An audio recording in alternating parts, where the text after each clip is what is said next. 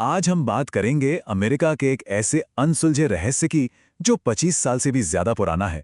और जानते हैं, इसकी कहानी भारत के एक बहुत ही मशहूर अनसुलझे केस से इतनी मिलती जुलती है कि यकीन करना मुश्किल हो जाता है।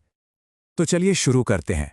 सबसे पहले देखते हैं कि वो कौन सी चौंकाने वाली समानताएं हैं जो जॉन बेनेट रामसे केस को अमेरिका का आरुषि तलवार केस बना देती हैं। देखिए, ये वाकई में हैरान करने वाली बात है। दो अलग अलग देश, हजारों मील की दूरी, लेकिन कहानी का पैटर्न लगभग एक जैसा। एक बच्ची की हत्या जो घर के अंदर ही हुई, और ये एक ऐसा घरेलू रहस्य बन गया जो आज तक सुलझ नहीं पाया। तो चलिए कहानी की बिल्कुल शुरुआत में चलते हैं। साल था 1996 और मौका था क्रिसमस का। देखते हैं कि उस रात आखिर हुआ क्या था।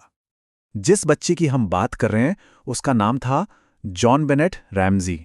सिर्फ 6 साल की थी और एक चाइल्ड ब्यूटी क्वीन थी। मतलब अपने छोटे से जीवन में ही वो 5 ब्यूटी पेजेंट जीत चुकी थी। अपने अमीर परिवार के साथ कोलोराडो के बोल्डर शहर में रहती थी। तो 25 दिसंबर की रात को पार्टी के बाद जॉन बेनेट को सुला दिया गया, लेकिन अगली सुबह जब उसकी मां पैत्सी उठी तो बेटी गायब थी। और फिर सुबह करीब 6 बजे किचन में एक फिरौती की चिट्ठी मिलती है। बस यहीं से एक बच्ची के खो जाने का मामला एक भयानक अपहरण की कहानी में बदल जाता है। लेकिन ये कोई मामूली फिरौती की चिट्ठी नहीं थी। जरा सोचिए, ये चिट्ठी पूरे 2.5 पेज लंबी थी। और सबसे अजीब बात, ये घर में ही मौजूद एक नोटपैड और पेन से लिखी गई थी। और फिरौती की रकम वो भी बहुत अजीब थी।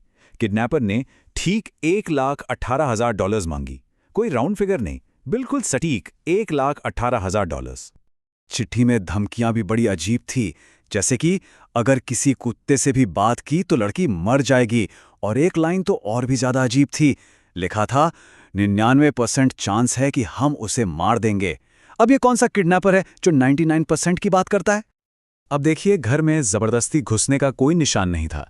चिट्ठी भी घर के अंदर ही लिखी गई, तो पुलिस का शक सबसे पहले किस पर जाएगा? जाहिर है उन 3 लोगों पर जो उस रात घर में सो रहे थे। पिता जॉन, मां पैट्सी और 9 साल का भाई बर्क। और बस यहीं से पुलिस एक बड़ी उलझन में फंस गई। एक तरफ सारे हालात परिवार के खिलाफ थे। घर में कोई बाहर से नहीं आया। फिरौती की रकम पिता के बोनस जितनी ही थी। परिवार का बर्ताव भी पुलिस को अजीब लग रहा था। लेकिन दूसरी तरफ जो पक्के सबूत थे, यानी फॉरेंसिक एविडेंस, वो कुछ और ही कहानी कह रहे थे। चिट्ठी पर किसी भी घरवाले की हैंडराइटिंग नहीं मिली, और सबसे जरूरी बात, जॉन बेनेट के कपड़ों पर मिला डीएनए भी परिवार के किसी सदस्य का नहीं था। तो जब डीएनए और हैंडराइटिंग परिवार से मैच नहीं हुई, तो पुलिस को घर से बाहर देखना पड़ा। अब जांच का फोकस 3 बाहरी संदिग्धों पर गया, और तीनों की अपनी अपनी अजीब कहानियां थीं।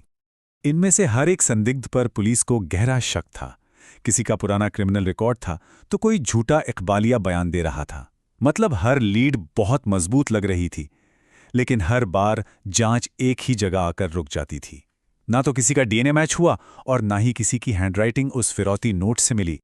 तो कई सालों तक वो अनजान डीएनए सैंपल ही इस केस में इकलौता पक्का सुराग था। एक ऐसी चीज जो शायद कातिल तक ले जा सकती थी। लेकिन फिर कहानी में एक जबरदस्त ट्विस्ट आया। देखिए, सालों तक सब यही मानते रहे कि ये डीएनए सबूत ही वो चाबी है जिसने रैमसे परिवार को बेगुनाह साबित किया है।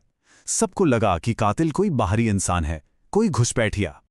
मगर क्या हो अगर जिस सबूत पर पूरी जांच टिकी हो वही भरोसे के लायक ना हो? इस बात को समझना बहुत जरूरी है। देखिए, हुआ क्या, शुरू में टेस्ट से पता चला कि कपड़ों पर किसी एक अनजान आदमी का डीएनए है।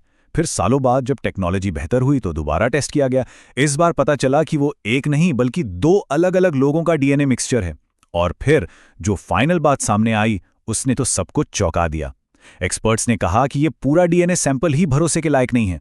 ये कॉन्टैमिनेटेड है, मतलब क्राइम सीन पर हुई गड़बड़ियों की वजह से इस सबूत से छेड़छाड़ हो चुकी है। बस इस एक खुलासे ने पूरे केस को वापस वहीं लाके खड़ा कर दिया जहां से वो शुरू हुआ था।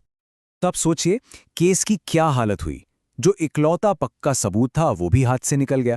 अब पुलिस के पास ऐसा कोई भी फिजिकल एविडेंस नहीं था जो किसी भी संदिग्ध की तरफ साफ साफ इशारा करे।